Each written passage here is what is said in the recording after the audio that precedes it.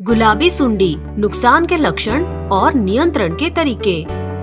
गुलाबी सुंडी के प्रभावी प्रबंधन के लिए किसानों को गुलाबी सुंडी के जीवन चक्र, विभिन्न फसल चरणों में कीट के कारण होने वाले नुकसान के लक्षणों की बेहतर समझ होनी चाहिए।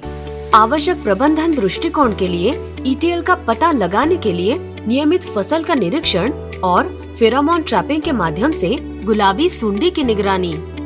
एक मादा कीट 100 से 200 अंडे देती है। अंडा 4 से 7 दिनों में फूटता है और सुंडी कपास के फूलों, फुलगुड़ी और टिंडों में प्रवेश करती है। सुंडी पहली और दूसरी अवस्था में सफेद रंग की होती है, जो बाद में तीसरी और चौथी अवस्था में गुलाबी हो जाती है। सुंडी अवस्था सबसे विनाशकारी अवस्था है, जो लगभग 10 से 15 दिनों तक चलती है। प्यूपल अवस्था आराम की अवस्था है, जो लगभग 8 से 13 दिनों तक चलती है। बुआई के 40-45 दिनों के बाद फुलगुड़ी विकास के समय संक्रमण शुरू हो जाता है। यदि फेरोमोन ट्रैप में वयस्कों का संग्रह लगातार 3 रातों तक प्रति रात 4 से 8 पतंगे हैं, तो ये छिड़काव के लिए ईटीएल को दर्शाता है।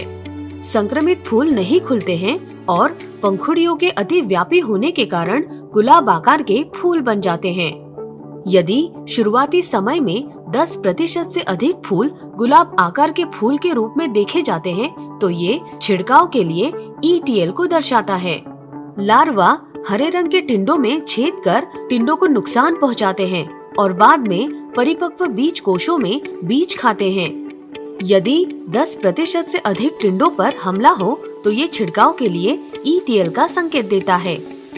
हरे रंग के टिंडों में निकास छेद पूरी तरह से क्षतिग्रस्त होने के बाद गुलाबी सुंडी के बाहर निकलने का संकेत देता है। एकीकृत कीट प्रबंधन को अपनाकर ही गुलाबी सुंडी का बेहतर प्रबंधन किया जा सकता है। फसल के बाद कपास के पौधे के डंठल को तुरंत नष्ट कर दे, ताकि बढ़ती आबादी को नष्ट कर सके। गर्मियों में गहरी जुताई खरपतवार और प्यूपा को नष्ट कर देती है।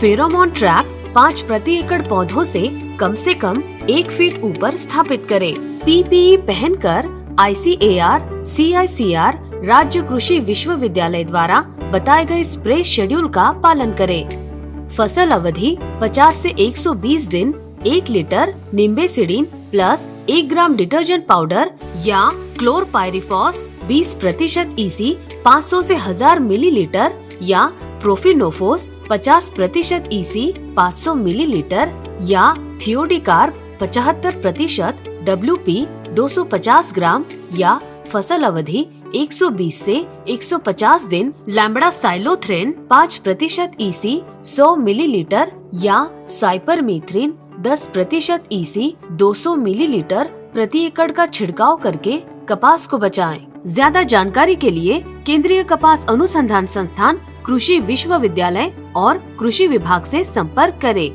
राशि सीड्स द्वारा किसान हित में जारी।